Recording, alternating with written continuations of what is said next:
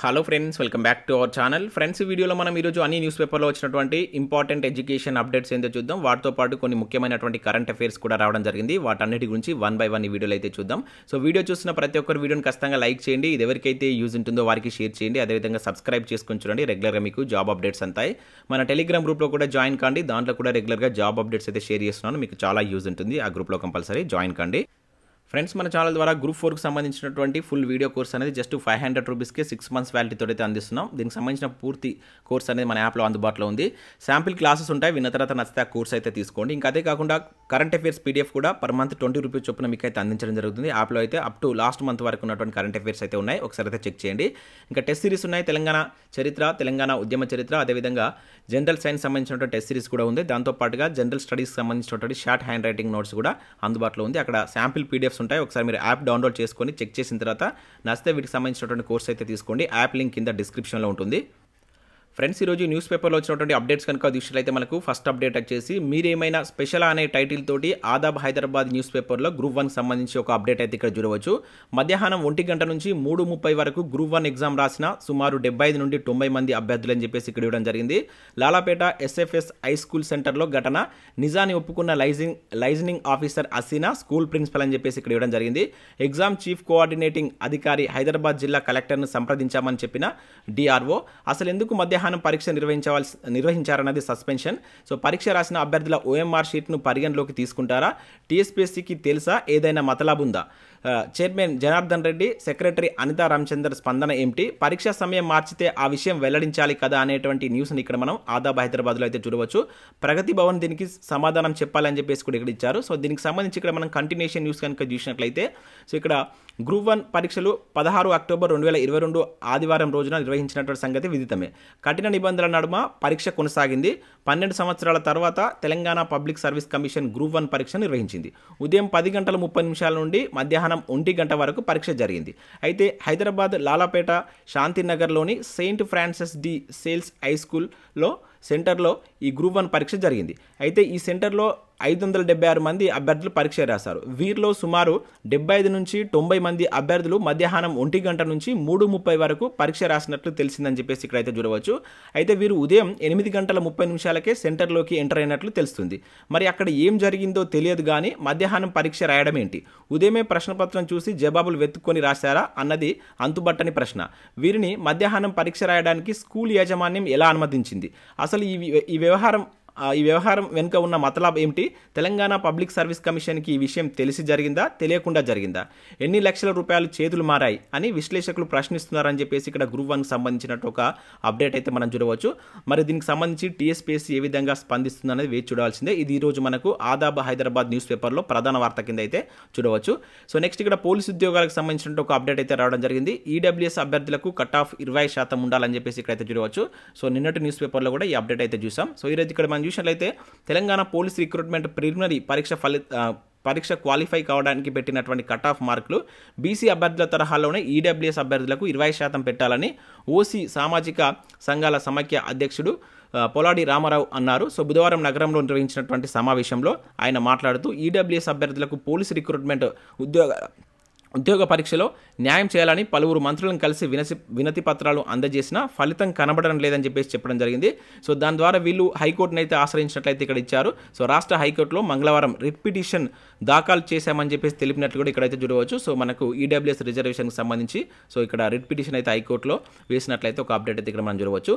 So next మరొక update కానీ ఇక్కడ విషయంలో కొన్ని నోటిఫికేషన్స్ అయితే రిలీజ్ కావడం జరిగింది. సో దాంతోపాటుగా మనకి ఇక్కడ తెలంగాణలో ఉన్నటువంటి మహబూబాబాద్ డిస్ట్రిక్ట్ సెషన్ కోర్టు నుంచి కూడా కాంట్రాక్ట్ ఉద్యోగాల భర్తీకి సంబంధించి ఒక నోటిఫికేషన్ అయితే రిలీజ్ చేయడం జరిగింది. ఇక్కడ మీరు అయితే చూడవచ్చు. సో వీటిని మనకు 2023 మార్చి 31 వరకు అయితే దీనిలో సెలెక్ట్ అయినటువంటి అభ్యర్థులు అయితే జాబ్ చేయాల్సి ఉంటుంది కాంట్రాక్ట్ బేసిస్ కింద. సో 31 ఈ మంత్ 31 లోపు అయితే వీటికైతే అప్లై చేసుకోవాల్సి ఉంటుందని చెప్పేసి అయితే ఇక్కడ మెన్షన్ చేశారు. ఇంకా దీనిలో ఉన్నటువంటి పోస్టుల వివరాలు కనుక మీరు చూసినట్లయితే senior assistant, junior assistant, typist, అదేవిధంగా డ్రైవర్ అండ్ ఆఫీస్ సబార్డినేట్కి సంబంధించినటువంటి 5 రకాల ఉద్యోగాలు అయితే ఉన్నాయి. సో వీటికి సంబంధించి ఇక్కడ సీనియర్ అసిస్టెంట్ 1 వేకెంట్ ఉంది. 22,750 రూపాయలని శాలరీ అయితే ఉంది. 18 to 34 ఇయర్స్ మధ్య మీకు ఏజ్ ఉండాలి. వాటితో పాటుగా ఇక్కడ ఏజ్ రిలాక్సేషన్ కూడా వర్తిస్తాయని చెప్పేసి మెన్షన్ చేశారు. సో మీకు దీనికి సంబంధించి డిగ్రీ క్వాలిఫికేషన్ అనేది ఉండాలి. ఇంకా జూనియర్ అసిస్టెంట్కి సంబంధించి 2 వేకెన్సీస్ అయితే ఉన్నాయి. సో 19,500 శాలరీ అయితే ఉంది. దీనికి కూడా డిగ్రీ అనేది మీరు కంప్లీట్ చేసి ఉండాలి. దాంతో పాటుగా కంప్యూటర్ నాలెడ్జ్ అనేది ఉండాలని చెప్పేసి మెన్షన్ చేశారు. టైపిస్ట్ సంబంధించి కూడా సేమ్ శాలరీ ఉంది. కాకపోతే డిగ్రీతో పాటుగా మీకు టైపింగ్లో నాలెడ్జ్ ఉండాలి. ఇంకా డ్రైవర్ సంబంధించి కూడా సేమ్ మనకు 19,500 ఉంది. ఒక వేకెంట్ అయితే ఉంది. దీనిలో మీకు డ్రైవింగ్ సంబంధించినటువంటి సర్టిఫికేట్స్ అయితే ఉండాలి. ఇంకా ఆఫీస్ సబార్డినేట్ సంబంధించి జస్ట్ 10th క్లాస్ తోటి మీరు వీటికి అప్లై చేసుకోవచ్చు. సో 18 to 34 ఇయర్స్ ఉండాలి. 15,600 అయితే శాలరీ ఉంది. సో ఆ డిస్ట్రిక్ట్ సంబంధించిన అభ్యర్థులు ఎవరైనా ఉన్నట్లయితే వీటికైతే అప్లై చేసుకోండి. సో దీనికి సంబంధించి ఇక్కడ మనకు లింక్ కూడా ఇచ్చారు. సో డిస్ట్రిక్ట్ సెషన్ కోడ్కి సంబంధించిన లింక్. సో దీనికి సంబంధించి నేను పీడిఎఫ్ లింక్ లేదంటే ఈ పీడిఎఫ్ను మన టెలిగ్రామ్లో అయితే షేర్ చేస్తాను. లేదంటే మీరు ఆ డిస్ట్రిక్ట్ వెబ్సైట్కి వెళ్ళి కూడా మీరు వీటిని చూసి అప్లై చేసుకోవచ్చు. ఎవరైనా ఈ డిస్ట్రిక్ట్ సంబంధించిన అభ్యర్థులు ఉంటే వీటికైతే అప్లై చేసుకున్నట్టు ప్రయత్నం అయితే చేయండి. సో నెక్స్ట్ ఇక్కడ మరొక నోటిఫికేషన్ చూసినట్లయితే డెహ్రాడూన్లోని Oil and Nature Gas Corporation Limited నుంచి వెళ్ళి ఒక నోటిఫికేషన్ రిలీజ్ అయింది. 62 వేకెన్సీస్ ఉన్నాయి. సో ఇక్కడ ఫైనాన్స్ అండ్ అకౌంట్స్ ఆఫీసర్ సంబంధించినటువంటి ఉద్యోగాలు అయితే ఉన్నాయి. మీకు డిగ్రీలో 60% మార్క్స్ అయితే ఉండాలని చెప్పేసి అయితే మెన్షన్ చేశారు. 30 నుంచి 35 సంవత్సరాల మధ్య ఏజ్ ఉండాలి. కంప్యూటర్ బేస్డ్ టెస్ట్ ఇంటర్వ్యూ ఆధారంగా ఎంపిక ప్రక్రియ ఉంటుంది. ఇక నెక్స్ట్ బ్యాంక్ ఆఫ్ బరోడాలో కూడా 12 వేకెన్సీ సంబంధించి ఐటీ ప్రొఫెషన్స్కి సంబంధించిన ఉద్యోగాలు అయితే రిలీజ్ కావడం జరిగింది.